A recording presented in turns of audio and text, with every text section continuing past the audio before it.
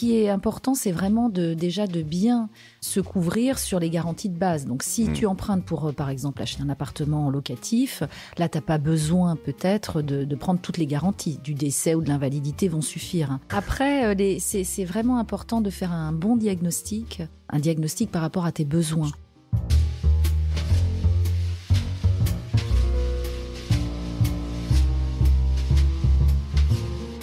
Salut, je suis Mathieu Stéphanie et je vous présente La Martingale, un podcast qui vise à explorer le monde de la finance personnelle pour comprendre comment gagner à tous les coups, qu'on ait 200 € par mois à investir ou 5 millions sur son compte en banque. On va pas se mentir, c'est un peu ambitieux, mais les faits sont là. Jusqu'à maintenant, j'ai pas pris le temps de m'intéresser à tous ces sujets et il est temps que ça change. Alors abonnez-vous, des éclairages gratuits, ça commence par là.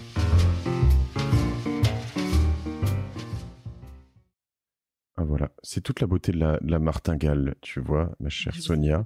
C'est que on ne coupe pas, je monte pas les épisodes comme ça. Si tu dis des bêtises, parce que voilà, pour tous ceux qui nous rejoignent à l'instant, Sonia a dit si je dis des bêtises, tu pourras me couper. Mais non, justement, je garde les bêtises. J'écoute aussi ton associé, Le Panier, j'aime bien. Ah, c'est sympa. Dès le début de l'épisode. L'émission là, Pilot là. Sur le e-commerce, donc sur alors Pilot, c'était sur les oreillers, j'imagine, mais je crois. Tu l'as écouté ? Ah non, mais ça c'est obligatoire.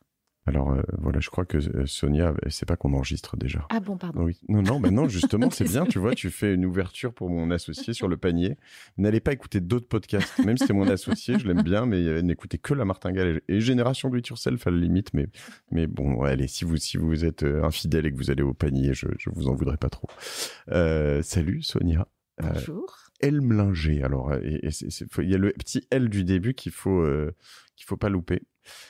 Sonia, on va parler aujourd'hui d'un truc. Si on m'avait dit un jour que je ferais un épisode là-dessus, je pense que je me serais pendu. Mais et en fait, il y a plein de nouveautés là-dessus. Et donc, toi, tu as réussi à nous convaincre. Alors, j'ai regardé dans nos échanges qu'on a été mis en relation.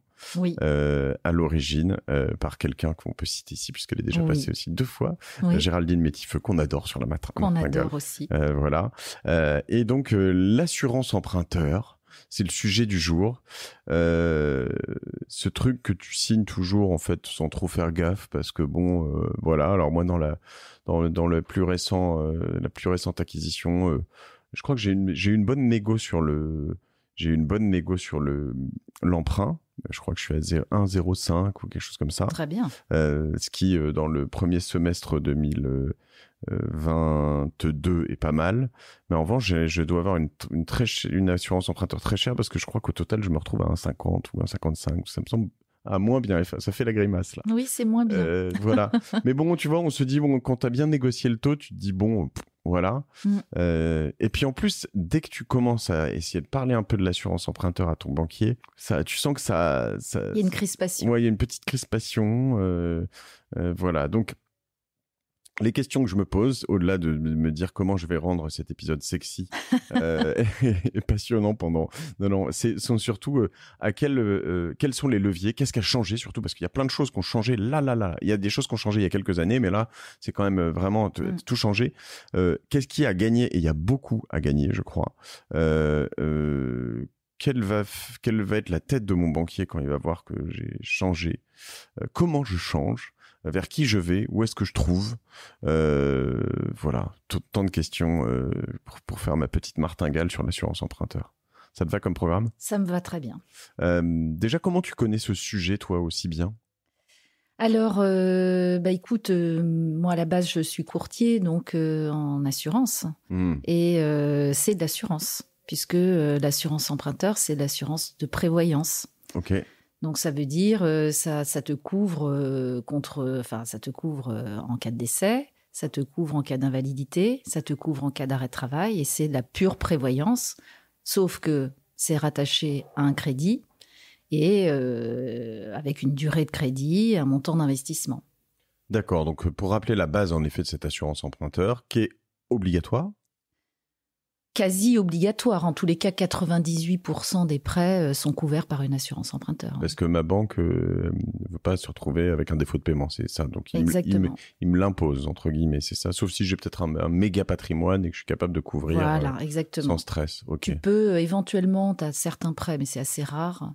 Ça représente pas 2% des prêts où le banquier là peut prendre une garantie autre, type soit un contrat d'assurance vie, soit une hypothèque, et ne pas t'obliger à prendre un prêt, une assurance emprunteur. Ok. Mais donc, par exemple, je sais pas si je prends un parking, j'achète un parking à 20 000 €, il y a une assurance emprunteur généralement qui est liée ou... Oui. Okay. Oui. Dès que tu prends un prêt, même pro, en général, la banque t'impose une assurance de prêt. Et donc, ça couvre donc, par exemple, si j'achète avec ma conjointe et que il y en a l'un des deux qui meurt, généralement, ça paye à peu près l'intégralité. C'est souvent un peu le cas, hein, c'est ça, du bien, c'est ça. Oui.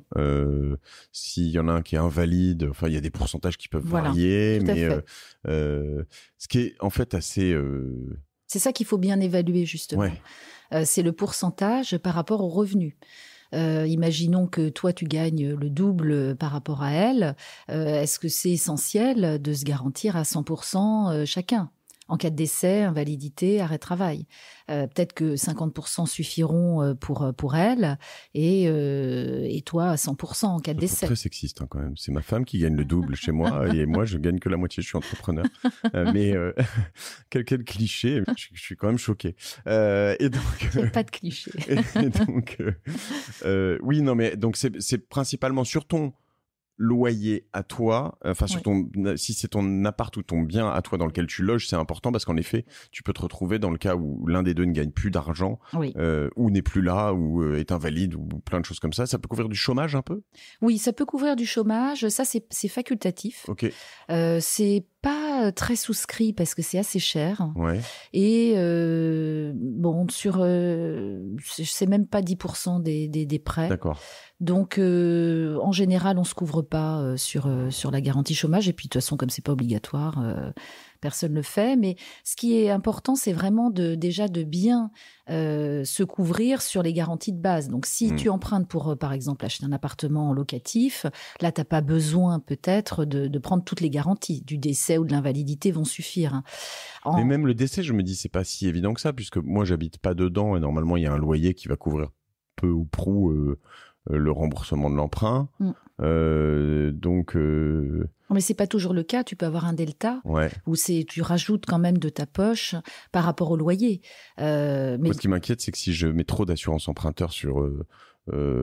tu vois, tous les investissements immobiliers, ma femme va avoir intérêt à ce que je meure. C'est quand même... Si t'es assuré à 100%, oui.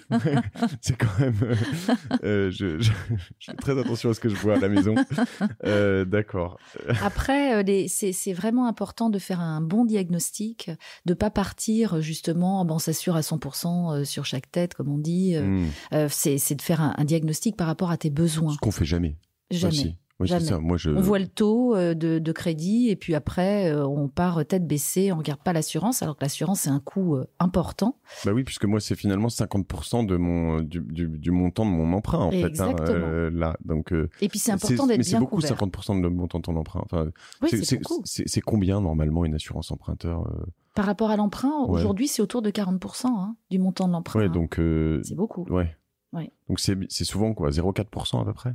Non, quand je dis 40%, c'est-à-dire c'est 40% le coût par rapport au coût global de l'emprunt. Ouais. Ça représente à peu près 40% aujourd'hui du coût global, comme les taux sont très bas d'emprunt.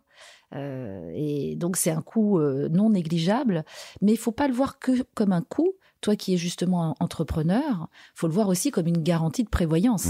C'est-à-dire que si tu te garantis en cas d'arrêt de travail, si pendant quelques mois tu peux pas travailler, tu seras peut-être très content que cette assurance rembourse ton emprunt, ta mensualité, pendant plusieurs mois parce que tu n'auras pas de revenus, par exemple. Ok. Et j'imagine donc que si tu vieillis, ce qui nous arrive à peu près à tous, eh bien, tu payes plus cher, puisque tu as plus de chances de mourir, par exemple. Non, à 60 ans, ton assurance emprunteur est plus chère qu'à 20 ans. Alors, il y a deux critères. Si tu fumes, si tu... Voilà, ouais. effectivement.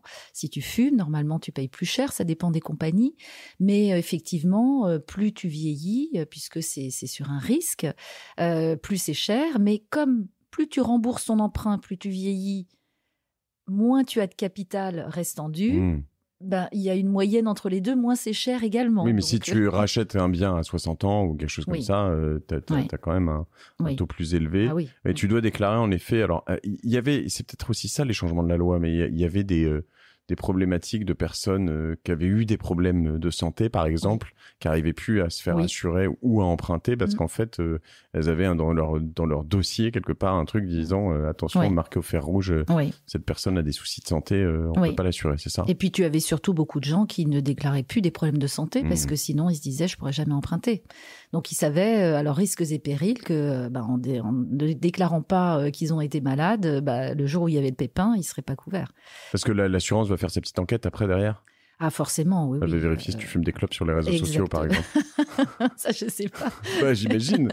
Mais en tous les cas, ils font, effectivement, si tu meurs d'un cancer du poumon, ils vont se poser des questions. Sur toutes tes photos sur Instagram, tu as la clope au bec et des cigares le dimanche. Tiens. Ouais, non, je crapotais, je suis désolé. Je regardais les autres.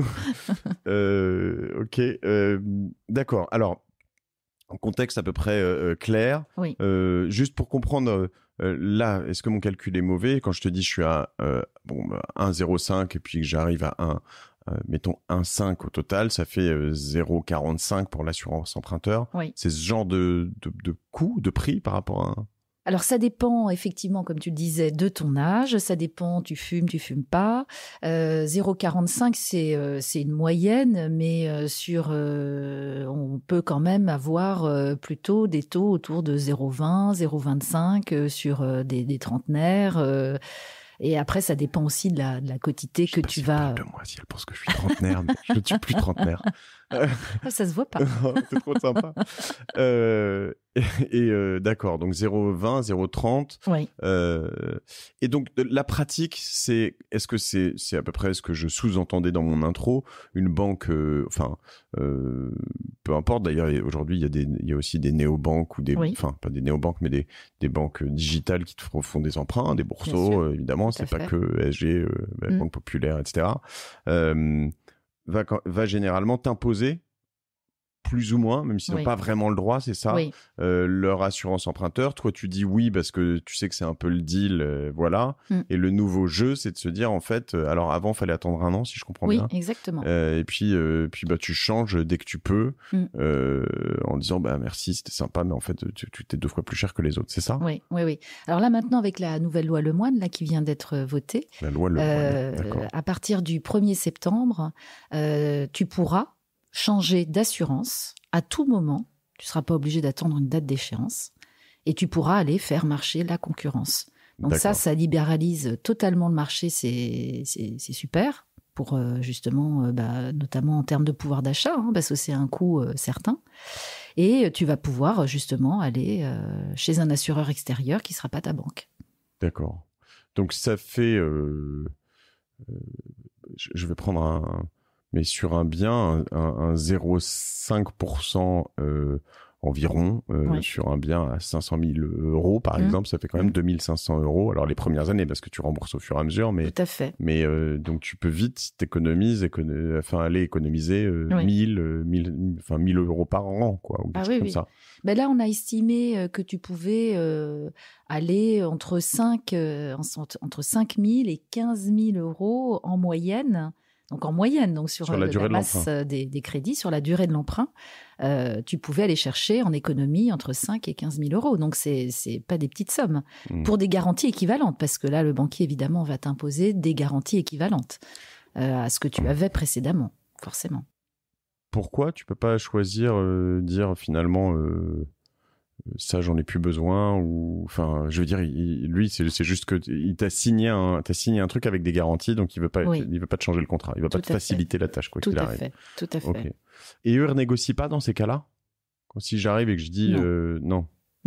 Non, ils doivent pas. Enfin, non, il y a pas à renégocier le crédit. Après, ce qui peut être modifié, c'est plutôt la modularité du prêt. Si tu veux rallonger la durée, raccourcir la durée, augmenter tes mensualités, ça c'est modulable. Mais sinon, l'assurance emprunteur, si tu pars ailleurs, ils n'ont pas à bouger le taux de crédit. Alors si, donc à partir au début on pouvait pas changer, c'est ça? Oui. Depuis quelques années on peut changer tous les ans, c'est ça? Oui. Et là à partir du 1er septembre 2022, on va pouvoir changer quand on veut. Oui. Exactement. Okay. Je peux changer 3 fois de contrat pendant la durée de mon emprunt, 3 fois par an si j'ai envie. Oui, tu pourras changer quand tu veux. Alors, comment je fais ça? Déjà, j'imagine, toi, tu fais ça, donc j'imagine, par exemple. Oui. Il y a peut-être des comparateurs ou des trucs en ligne. Il va y avoir des tas de services. C'est ce que tu vas proposer? Tout à fait. Okay. Avec des comparateurs en ligne. Donc, tu peux effectivement... l'avantage, c'est que tu as une quarantaine de compagnies d'assurance. Donc, tu vas effectivement chercher ce qu'il y a de mieux au niveau des garanties et du tarif. Et puis, après, il faut résilier. Donc, il faut envoyer... Alors, en général, on s'en occupe ou sinon, le client s'en occupe.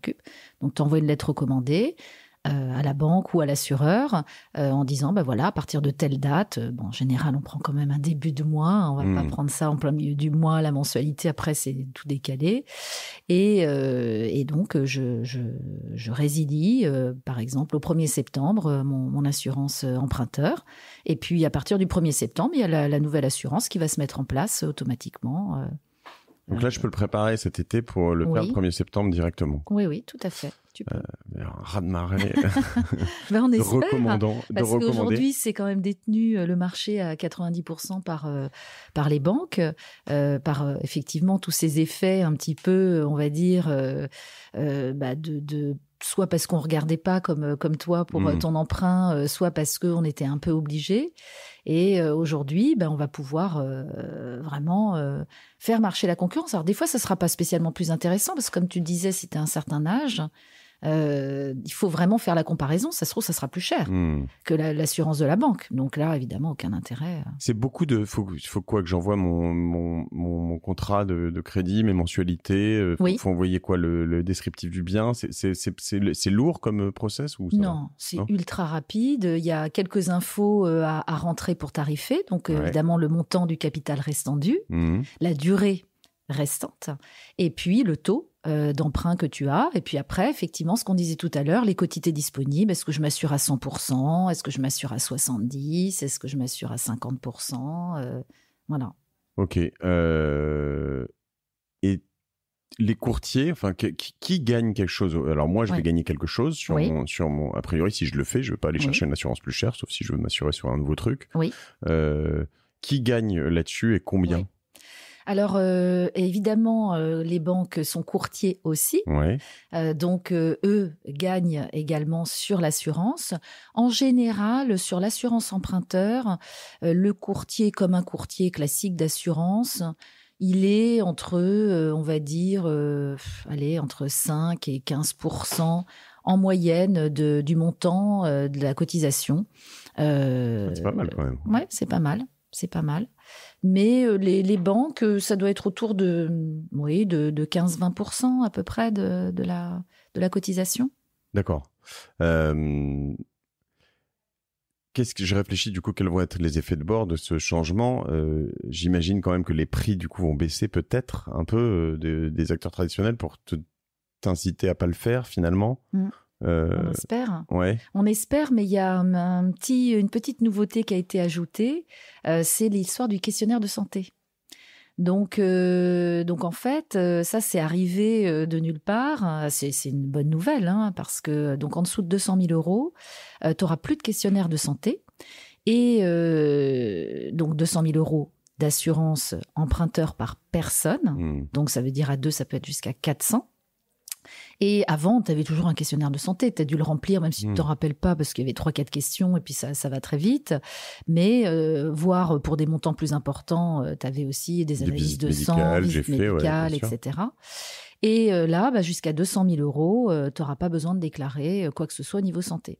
Donc évidemment, là, les assureurs sont un peu à l'aveugle, parce que ils vont pas maîtriser le risque comme ils le maîtrisaient précédemment. puisque c'est forcément un risque de santé. Voilà, si tu as été déjà malade, forcément. Donc c'est bien parce que ça va donner accès à des personnes qui n'avaient pas accès à l'emprunt avant. Tout à fait. En revanche, pour l'ensemble, ça risque d'augmenter un peu la facture, du coup, à la marge peut-être. Mais ça risque d'augmenter la facture. Alors après, quand même sur la sinistralité de l'assurance emprunteur, sur 100 de cotisation, il n'y a qu'un tiers de sinistre. Okay. Donc il y a un peu de marge. Donc après, il ne faut pas non plus, je dirais, nous la faire à l'envers et nous dire, oh là là, il n'y a pas de questionnaire de santé, on va beaucoup augmenter les prix, etc., parce qu'on n'a plus de visibilité. Bon, il y a quand même un petit peu de marge et voilà, je pense qu'on peut avoir une petite moyenne intéressante pour le client final. Le risque dans tout ça, c'est que enfin, j'imagine que mon banquier, quand moi je fais un emprunt, il calcule une sorte de marge globale. Il se dit, je vais faire tant de marge sur le crédit et tant de marge sur l'assurance. Donc, c'est bien. Monsieur Stéphanie, c'est un bon client. Hop, je prends X. Là, je vais lui couper la moitié ou un petit bout de X. Et du coup, il risque d'augmenter. Je risque d'avoir des crédits plus chers, non ? Tu risques d'avoir des crédits plus chers. Alors après, effectivement, certains prenaient l'assurance emprunteur de la banque au départ et puis après résiliaient ensuite l'assurance emprunteur. Tu pourras toujours faire ça, mais effectivement, après, il y a des questions de marge à respecter et il faut que tout le monde s'y retrouve, il faut que ça soit un peu équilibré. Et c'est là où il y a quand même des... J'essaie de voir aussi des... Tu vois... ta banque, quand tu as une bonne relation avec elle de temps en temps, elle va être arrangeante sur, je sais pas, tes agios, notamment de temps en temps des conditions spécifiques de sortie de crédit où t'as pas le droit, où ça te coûte cher, puis finalement, je crois savoir qu'ils te mettent pas toujours les conditions pour... tu vois ce que je veux dire, finir un crédit avant la date d'échéance. Les indemnités de remboursement. Exactement. Toutes ces choses-là, ça se négocie. Si toi, ça se négocie, si toi tu retires tu leur retires tout leur pain, ils risquent pas d'être moins sympas ou... Après, tu sais, les banques, ils distribuent beaucoup de produits. Donc, s'ils n'ont pas l'assurance emprunteur, après, ils peuvent te prendre l'assurance habitation, ils peuvent te faire ouvrir des livrets pour les enfants, ils peuvent te vendre également tout le package de cartes de crédit, bon, ils peuvent aussi se rattraper sur d'autres produits et il y en a pas mal. La problématique, c'est quand tu écoutes la martingale, tu as passé tes cartes de crédit chez Lydia ou chez Revolut au numéro 26, tu as passé tes prêts ou tous tes comptes chez Nalo et puis chez je sais pas qui et puis voilà, donc c'est compliqué quand même, tu vois, t'as plus rien pour...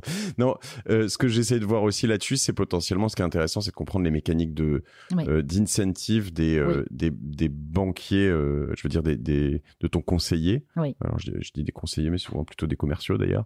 Mais est-ce qu'ils sont incentivés à la signature ou est-ce qu'ils sont incentivés au long cours? Parce que finalement, moi, si je lui signe cet emprunt, que lui, il gagne une petite prime et que 3 mois après, je le change, ça change pas grand-chose pour moi. Et lui, en fait, il est content, en fait, il s'en fout. C'est le réseau qui a... Tu sais comment ça marche, ça, ou pas? Alors, en général, ils sont souvent, justement, commissionnés aux produits. Par exemple, il faut... à l'ouverture. Donc, par exemple, il faut ouvrir tant de PEA dans le mois, tant de... Voilà. Mais après, il y a d'autres banques qui fonctionnent plutôt en termes de chiffre d'affaires. Et ça va être sur un chiffre d'affaires global réalisé, peu importe le produit proposé. Ils sont notifiés quand même, ils t'appellent quand tu le fais, tu sais, ou pas, quand tu changes d'assurance emprunteur, ton banquier, il t'appelle ou il le voit même pas? Très souvent, il le voit pas parce que comme ce sont des filiales, donc tu vois, par exemple, tu es à la BNP, tu vas avoir une filiale comme Cardiff d'assurance, donc tu vas balancer ta lettre recommandée à Cardiff et en fait ton banquier il va rien voir du tout. Donc je peux le faire sans il va le savoir un peu au dernier moment. Voilà. Il est obligé de le savoir puisqu'il faut quand même qu'il modifie déjà ton échéancier, ça sera plus le même tableau d'amortissement, enfin voilà, il y a quand même une modification sur l'emprunt à faire. Donc, il faut le prévenir. De toute façon, il sera prévenu par l'assurance. Ok, donc on se rue tous sur le mois de septembre pour faire ça. On regarde en tout cas. Oui. On regarde, oui. Donc, faut pas changer à tout prix parce que, tu vois, par exemple, cette histoire de questionnaire de santé, il faut faire attention. Si entre-temps, tu t'es fait opérer de quelque chose et que tu empruntes plus de... il te reste plus de 200 000 euros et puis que tout d'un coup, tu dis « Ah, c'est un super prix, je vais changer » et puis tout d'un coup, tu as un questionnaire médical, tu réponds « oui ».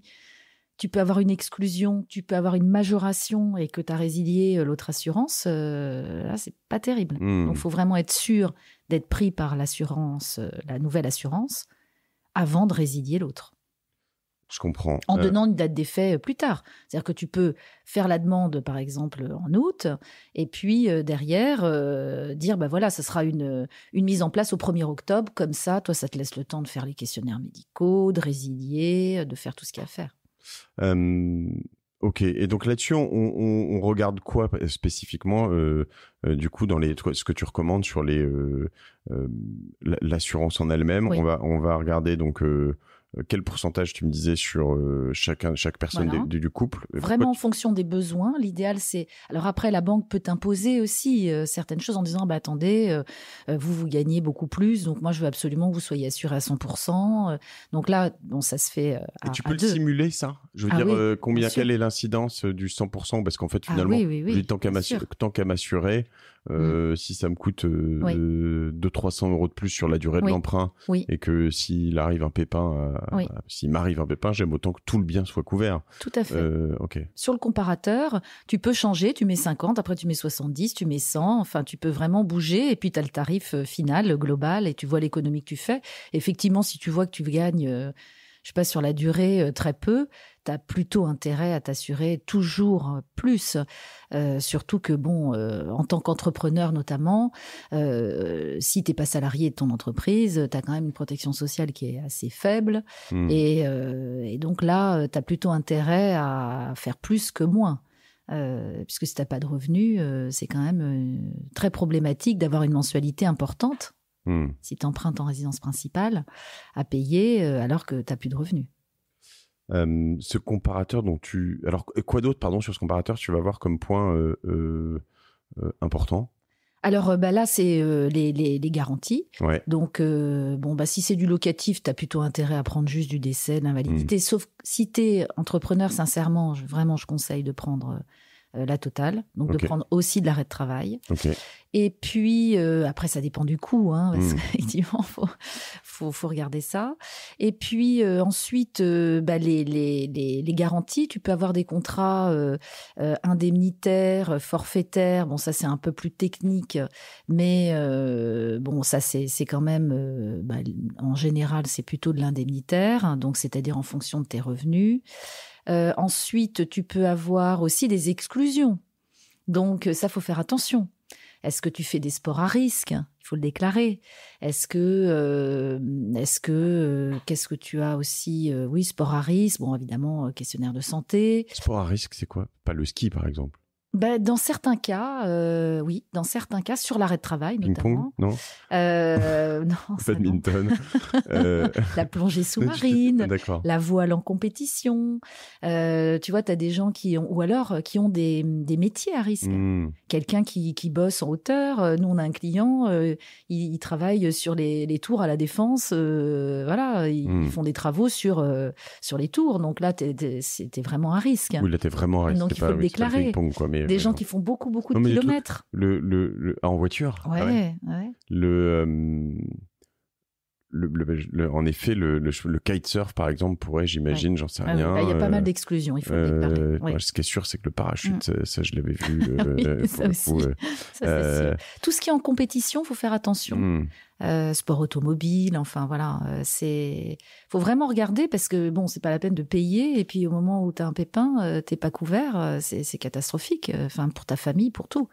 Et là-dessus, il y a vraiment, c'est des enquêtes profondes. Ils vont voir si, parce que là, les montants sont astronomiques, j'imagine. Donc, la banque va vraiment bien vérifier dans tous les. L'assureur en général. Moi, j'ai eu quelques sinistres importants. Ils épluchent tout. Et comment typiquement, si j'achète un truc de mon côté, comment les conjoints ou les personnes, est-ce que l'assurance revient comment l'assurance sait déjà que je suis décédé si je meurs par exemple, et comment les personnes qui sont couvertes le savent, parce que il pourrait y avoir un oubli là-dessus, tu vois. Oui. J'imagine que ça arrive. Ça peut arriver parce qu'effectivement, c'est déclaratif. Donc, le survivant, normalement, le déclare à la banque. Donc, la banque va t'orienter en te disant, il y a le crédit bancaire, derrière, il y a l'assurance, où est-ce que vous êtes assuré. En général, tu vas être quand même aiguillé. Tu vas penser quand même à ton crédit, puisque c'est une grosse charge dans ton budget mensuel. Il faut faire attention aussi aux franchises. Ouais. Par exemple, en général, c'est une franchise 90 jours en cas d'arrêt de travail sur les contrats classiques. Donc, ça veut dire que les 90 premiers jours, tu n'es pas payé. Tu n'as rien. Ouais. Mais effectivement, je reviens aux entrepreneurs. Quand tu es en travailleur indépendant, que tu as très peu d'indemnités journalières si tu n'as pas de boulot, si tu es malade, en accident, en hospitalisation, tu as intérêt à prendre une franchise, même si ça te coûte un peu plus courte, type 30 jours par exemple, pour réduire... si tu es immobilisé 3 mois, que dès le premier mois, tu puisses avoir ta couverture de crédit. Et donc, par exemple, j'achète un bien en location meublée non professionnelle. Oui. Je suis entrepreneur, ou pas d'ailleurs, mais j'ai une franchise de 30 jours. Oui. Je suis immobilisé 3 mois. Oui. Pendant les 60 jours après les 30 premiers jours de franchise, je vais, en plus des loyers que je perçois de mes locataires, percevoir l'équivalent des loyers en plus de l'assurance. Si tu t'assures pour l'arrêt de travail, ce qui est assez rare quand tu achètes un bien locatif. Okay. C'est plutôt dans le cadre de ta résidence principale où là, tu n'as pas de loyer. Donc là, évidemment, c'est pour ta pareil, pomme. Ça pourrait être, selon le truc, si tu les... Je suis en train de chercher une énorme fraude là, mais... Non, pas une fraude, mais je veux dire, à un moment, si tu as beaucoup de trucs locatifs, il y a un moment où si tu as surtout... tu pourrais avoir intérêt à... Imagine si je percevais 30, 40, 50 000 euros de loyer, je pourrais avoir intérêt tout d'un coup à être malade en fait presque. Oui, mais bon, en général, il y a quand même une surveillance derrière. Je me sens pas bien, j'ai mal à la tête. Voilà, tu as des arrêts de travail, du médecin, en plus une visite d'un autre médecin, exactement, une contre-visite. Tu peux avoir une expertise, donc en général, on évite de jouer avec le feu. Je me sens un petit peu dépressif ces temps-ci. Ça, c'est vrai que c'est un tout petit peu plus dur à mesurer, forcément, que si tu te casses une jambe, un bras et que tu es immobilisé chez toi pendant plusieurs mois. Mais bon, quand même, derrière, il y a beaucoup de vérifications des assureurs. Ok. Tout ça me semble très clair. Alors, toi, tu dis toi, tu le proposes. Alors, c'est avec, je m'y perds, moi, parce que toi, t'as plusieurs sites. Donc, du coup, on a Lilycare. Ouais, Lilycare, on propose. Sur le site lilycare.fr. Oui. LILYCARE.fr. Oui. J'imagine qu'il y en a d'autres qui proposent ça aussi. Bien sûr, voilà. Bien sûr. Sur l'assurance, emprunteur, tu proposes pas mal d'autres choses aussi. Oui. Toi, à l'origine, tu es comme Géraldine, conseillère en gestion de patrimoine, c'est ça? Oui, sauf que je suis plus spécialisée sur tout ce qui est protection sociale, dont fait partie la prévoyance, dont fait partie l'assurance emprunteur. D'accord. Moins sur le financier. Moins sur le financier. Donc, tu vas accompagner en gestion de patrimoine ou un certain nombre de clients sur... donc là, on parle aujourd'hui de l'assurance emprunteur, mais tu peux aussi faire quoi d'autre, du coup, le champ tout ce qui est protection sociale. Bon, par exemple, tu es entrepreneur et l'assurance... voilà, tu n'as pas de chômage, tu n'as pas de garantie de prévoyance si tu te casses une jambe et que tu ne peux plus aller travailler. Tout ce qui est également protection sociale de tes salariés, puisque l'assurance santé et prévoyance est obligatoire. Donc ça, on va faire des études et puis couvrir les salariés et essayer évidemment d'avoir de meilleures garanties. D'accord. Et tout ça, donc, avec un modèle qui est sur des commissions prises sur ce que tu... Modèle courtier, conseil. OK. Mais l'avantage, c'est qu'on est indépendant et on ne représente pas une marque et on peut aller chercher et changer quand on veut. Sur ce point précis, là, point de vue pour les entrepreneurs qui nous écoutent, et puis pour moi, les assurances chômage, Oui. Donc certains ne le savent pas bien, hein, mais quand tu es entrepreneur, donc en tout cas quand tu es mandataire social et que tu n'as pas de lien de subordination, ce qui veut dire que tu n'as pas de patron ou qui peut notamment te licencier, tu peux pas avoir de chômage parce qu'évidemment sinon tu te licencierais toi-même assez fréquemment pour toucher le chômage, puis tu te rembaucherais, puis tu te licencierais. Ce qui semble assez logique, mais il y a quand même des possibilités d'avoir des assurances chômage privées. Moi, le commun des mortels des entrepreneurs qui m'entourent ne le prend pas et j'ai un peu l'impression que tout le monde dit que c'est quand même très cher. Que en plus, dès que ça t'arrive, c'est compliqué à activer. C'est le cas ? Alors, c'est pas compliqué à activer, mais c'est vrai que c'est pas vraiment très utilisé parce que ça coûte assez cher, parce qu'en plus il y a une durée, c'est-à-dire que par exemple, soit tu es couvert en chômage pour 12 mois, 24 mois, et donc souvent les gens se disent par rapport au coût, je suis capable de tenir 12 mois. Mais c'est quand même quand tu es entrepreneur indépendant, les cotisations tu les déduis quand même de ta boîte qui paye. Donc c'est quand même intéressant de se couvrir sur ce type de risque et ça dépend. C'est vrai que plus t'es jeune, plus t'es à fond. La prévoyance, le décès, l'invalidité, le chômage, enfin tout ça, c'est tellement loin. Mais bon, voilà, la retraite, tout. Mais c'est quand même des sujets très importants.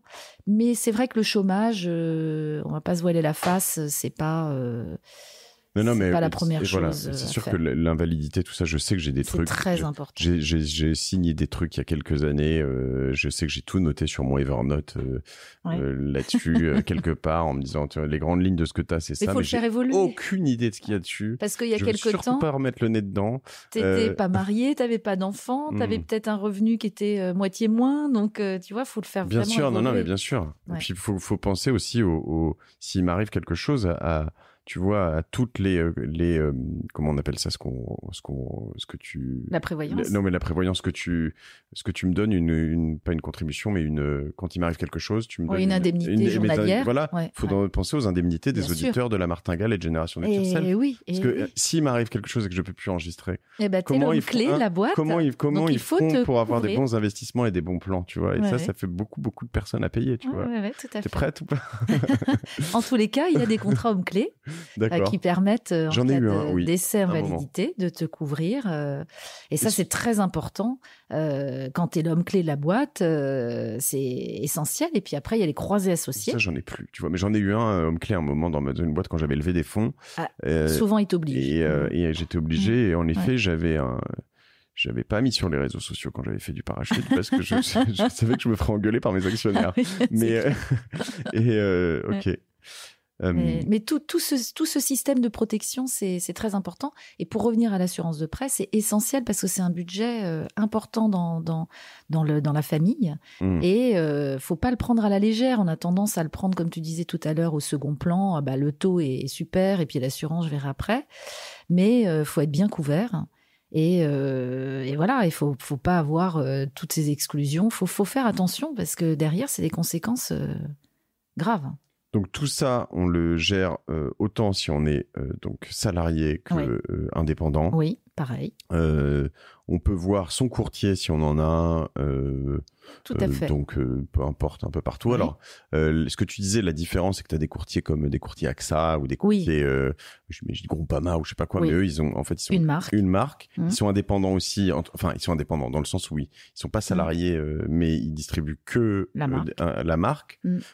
Et quand tu as des courtiers, cette fois-ci indépendants sans marque, tu as des conditions moins avantageuses sur les marques ou pas du coup que eux? Pour quel est le... Alors qu'est-ce qu'ils vont me dire pour se défendre si je vais venir demain? Oui, qu'est-ce qu'ils vont dire? Souvent, par exemple, des agents avec une marque, ils peuvent te dire qu'ils ont des budgets justement de la marque qui peut servir à faire baisser un petit peu la cotisation de façon ponctuelle pour qu'ils puissent récupérer certains dossiers. Donc, ils peuvent se défendre voilà, comme ça. Et des fois, ils ont aussi des très bons contrats. Donc, ils ont pas de quoi rougir, je dirais. Mais quand même, d'avoir de l'indépendance, ça permet aussi de pas rester bloqué sur une marque et de pouvoir faire évoluer ton contrat dans 4-5 ans, refaire le point. Est-ce que c'est toujours ce qu'il y a de mieux? Est-ce qu'on va pas voir à la concurrence? Et ça reste une profession qui est toujours intermédiaire. Enfin, je veux dire, je peux pas aller voir direct en assurance sans courtier. C'est très intermédiaire, oui.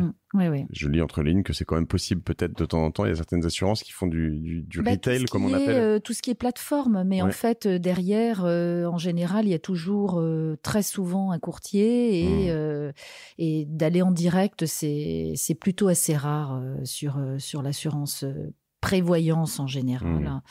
Après, sur les assurances habitation, etc., ça doit être un peu plus courant. Mais sur la prévoyance, c'est plus rare. Parce que c'est vrai que ça demande quand même un certain conseil, malgré tout. Comme on le disait tout à l'heure, les conséquences, voilà, tu peux pas... Bon, après, non, en général, ouais, c'est intermédiaire. Ok. Très clair. Alors, on se bouge tous pour aller voir son courtier. Exactement. Pour aller chercher en ligne... toutes les meilleures assurances et les meilleures voilà, et puis on se le fait quoi, un courtier, faut le voir du coup là-dessus, faut le voir tous les combien de temps? Moi je dirais qu'une fois par an, c'est le minimum. Ah oui. Pour faire le point sur le global, sur la prévoyance, sur la retraite, sur la mutuelle santé éventuellement. C'est important parce qu'on évolue, tu vois, comme tu disais tout à l'heure, tu te maries, tu as des enfants, bah, ta situation est plus la même. Moi, je suis à 6 ans là, je crois, puisque j'étais pas dans ces bureaux que la dernière fois que je l'ai vu, donc tu vois, ça fait un bail. Ouais. Non, c'est important parce que c'est bon, bah voilà, c'est des sujets. Je sens que Sonia va me mettre le grappin dessus en sortant. Bon, Mathieu, faut qu'on parle. Non, mais bon, tu sais, ça fait 20 ans, j'ai vu quelques sinistres. Donc maintenant, ouais, je suis un peu plus insistante sur ces sujets parce que quand derrière, au moins, tu as bien protégé la famille et que la veuve ou le veuf ne va pas avoir, en plus des problèmes d'argent, c'est quand même pas rien. Et ce qui est important pour moi, c'est de comprendre, c'est comme tous les conseillers en gestion de patrimoine aujourd'hui qui sont plus normés, je sais exactement combien je paye à mon courtier. Oui. C'est indiqué, tu le dis, tu me le mets dans le devis ou dans c'est tout indiqué. ce qui est, voilà. Oui. Parce qu'avant c'était quand même très obscur tout ça. On est d'accord. Et moi je trouve que est-ce qu'il y a des personnes qui font ça au forfait? C'est-à-dire où tu vas dire tu vois je te paye X milliers par an et puis en fait tous mes contrats tu les négocies mais tu touches pas de commission dessus. Alors moi je ne connais pas de personnes qui fonctionnent comme ça, mais ça doit être possible forcément. Mais les courtiers, on n'est pas prêt généralement à faire ça, de toute façon, de te dire parce que quand tu vois le coût du truc ouais. Mais après, je dirais que le courtier est déjà quand même rémunéré correctement par l'assureur. Donc, effectivement, après, ça dépend. Si vraiment la commission de l'assureur est extrêmement faible, là, il peut éventuellement demander des honoraires d'études. Parce que les études comparatives, là, on va sur un comparateur, ça prend 3 minutes. On a l'impression que c'est hyper simple. Mais derrière, il y a un développement de fou. Ouais, j'imagine. Question rapide là-dessus, tu me disais 15 000 euros, entre 5 et 15 000 euros. Donc finalement, sur un contrat, si tu touches entre 10 et 15%, le courtier va prendre entre donc 10 et 15 000, entre 1 000 et 1 500 euros. Oui. Pareil, là, sa rémunération est faite one shot? Non, c'est au fil de l'eau. Donc tous les ans, je touche sur ce qu'eux ont touché. Tout à fait. Alors si ça je change peut être tous les ans si je change tous les ans ou tous les mois ça risque de faire. Ok. Non, c'est c'est en fonction des cotisations encaissées. Donc si tu encaisses mensuellement, ça tu seras rémunéré mensuellement et puis trimestriellement, annuellement. L'assurance emprunteur en général c'est mensuel comme le crédit. Ok. Donc voilà. Après, il faut, je pense qu'on a intérêt tous à avoir encore plus de transparence. Et puis, cette loi, elle va quand même être très intéressante pour les gens. Ça, ils vont pouvoir vraiment faire marcher la concurrence. Moi, je trouve ça très positif, toujours. En fait, ceux qui n'ont pas besoin d'assurance sur les risques, enfin sur le tu vois, pardon, je suis très mauvais, tu vois, ça en fait je sais pas si c'est une forme d'angoisse ou de truc, tu vois, mais je me dis sur multirisque, ou si t'arrive quelque chose, ce sont les courtiers, parce que vous avez une résilience dans votre business qui est assez ouf. Parce qu'en fait tu stacks, c'est-à-dire que plus tu signes de contrats, plus les revenus mensuels augmentent, quoi. Tout à fait. MRR, comme on dit tu vois ce que c'est le MRR, tu connais? Ouais, le Monthly Recurring Revenue qui grossit à chaque signature. D'accord. Mais bon, après, il y a des clients, faut les fidéliser. Il faut effectivement aussi, il faut en faire beaucoup aussi, parce que c'est pas non plus des commissions à 5, par exemple. Il faut quand même faire pas mal de contrats, et puis il faut fidéliser justement cette concurrence là qui arrive. Et sur d'autres univers, quand on fait pas les Robiens, mais je cherche le terme maintenant, les Pinel et tout ça, là t'es payé one shot, hein, généralement. En général, oui. C'est sur la signature. Sur l'achat, oui, tout à fait. Et tout ce qui est assurance, toute l'assurance fonctionne pareil. Hein. Assurance habitation, voiture, etc. Ça fonctionne pareil. C'est à fond perdu, on va dire, tant que t'as pas eu de pépin. Et le courtier est rémunéré un pourcentage de. Et ça, tu fais aussi voiture, scooter, tout ça? Non. D'accord. Non, nous, on est spécialisés sur les personnes. Moi, j'aimerais bien, en fait, pas avoir tu vois, un seul, un one-stop shop où, en fait, toutes les assurances que j'ai pour tout, elles soient bien faites et négociées. Parce qu'en fait, tu vois, dans les choses qui évoluent, par exemple, il y a des tas de... J'ai revu un article là-dessus, de vol de montres à Paris, en ce moment, et ailleurs. Et en fait, je me renseignais auprès de mon assurance, j'étais pas couvert là-dessus, donc moi je le suis. Mais en fait, quand t'as pas de monde, tu t'en fous, et puis quelques années après t'en as, et puis voilà. Mais c'est vrai que là-dessus, il faut... faire ça, et j'aimerais bien avoir que, tu vois, j'ai pas envie de me faire un rendez-vous toutes les 2 semaines avec un courtier différent, quoi. Oui, mais c'est vrai que l'assurance de personnes et l'assurance qu'on appelle IARD, donc de dommages, c'est quand même 2 métiers complètement différents. IARD, j'ai jamais compris ce que c'était. IARD, c'est... c'est tout ce qui est assurance de dommages. Donc, ça veut dire voiture, maison, France, IARD, ça c'est ce que j'ai moi. Immobilier, etc. Mais c'est complètement différent. Moi, je serais incapable d'aller estimer un immeuble, de dire les risques sur cet immeuble, en vol, en incendie, etc. C'est vraiment un métier d'expert. Et l'assurance de personnes, c'est pareil. C'est vraiment un métier d'expert. Parce que les conséquences sont graves dans les 2 cas. Effectivement, si t'es pas couvert, ça sert à rien de payer. Donc, c'est des métiers d'experts, et l'assurance de personnes, c'est rien qu'en prévoyance, t'as, je sais pas, 60 régimes de prévoyance différents, t'as des centaines de contrats de prévoyance. Donc, on peut pas tout faire. Moi, je pense qu'il vaut mieux se spécialiser. Je suis d'accord, non mais c'est bien d'être spécialiste aussi. Alors écoute, on te suit sur LinkedIn par exemple, ailleurs, Sonia Elmlinger, donc avec ce petit donc ELMLINGER, Labadie d'ailleurs, on a collé. Donc voilà, je t'ai ajouté, moi ça y est, tu peux m'accepter si tu veux. Et puis ailleurs, non, Twitter, tout ça, non? Oui, okay, je suis sur Twitter, bien sûr. Ok, on peut t'écrire donc sur LinkedIn, et sur Lilycare. Voilà, Lilycare. Tu as aussi sur ton LinkedIn Social Care Consulting. Oui. Quelle est ta martingale à toi, Sonia? Quelle est ma martingale? Ce petit investissement, ce petit truc qui te plaît, sur lequel soit t'en as fait un, ça a extrêmement bien marché, soit t'en fais souvent parce que ça te fait marrer. En termes d'investissement, moi, ma martingale, c'est quand même la protection sociale.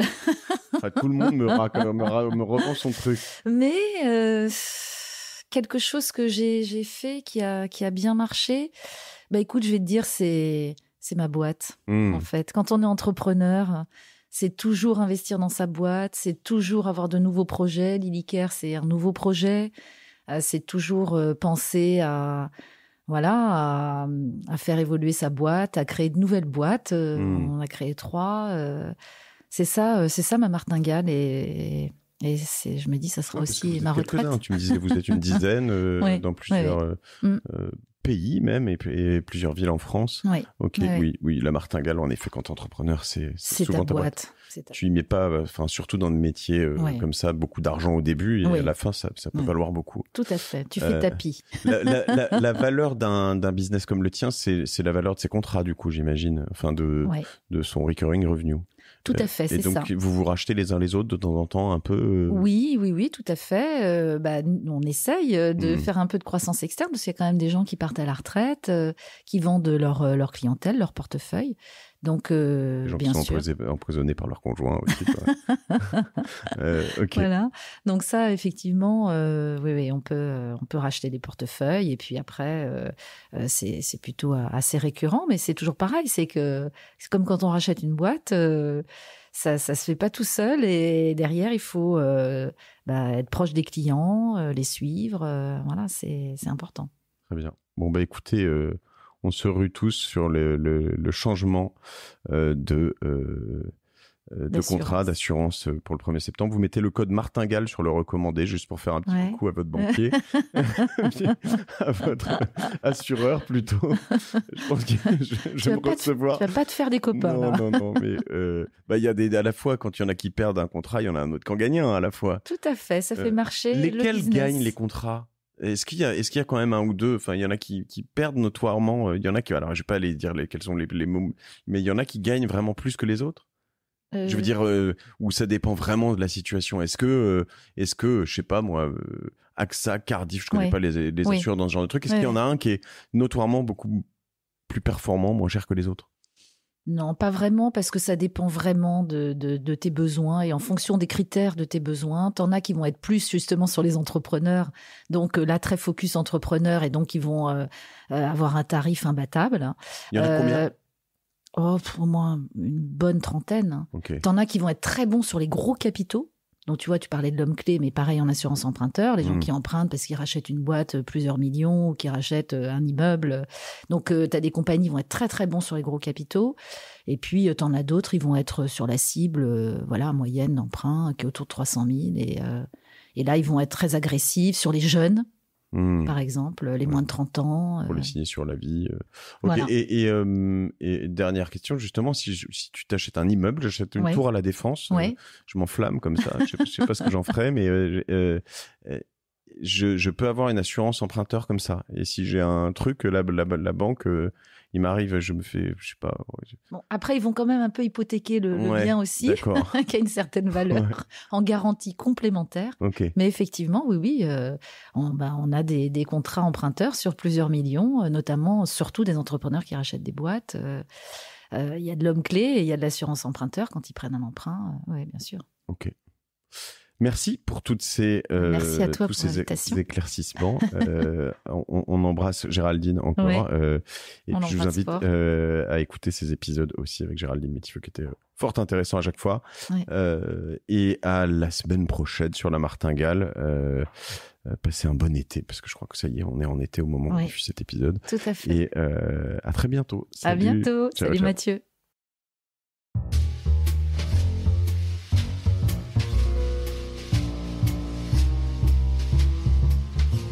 Merci d'avoir écouté La Martingale jusqu'au bout. Si cet épisode vous a plu, n'oubliez pas de le partager autour de vous et de vous abonner à la newsletter sur lamartingale.io. Si vous trouvez 5 petites minutes, je vous invite à mettre une note 5 étoiles ainsi qu'un commentaire sur Apple Podcast. Ça nous aide beaucoup pour remonter dans les classements. Ce podcast est produit par Cosa Vostra, une agence conseil tech et créative qui accompagne ses clients dans leur stratégie digitale. J'aime beaucoup Cosa Vostra, si vous le savez bien.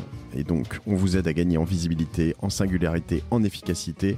Contactez-nous, on va faire de votre strat digital un truc incroyable. Je remercie toutes les équipes pour la production et on se retrouve la semaine prochaine pour un nouvel épisode.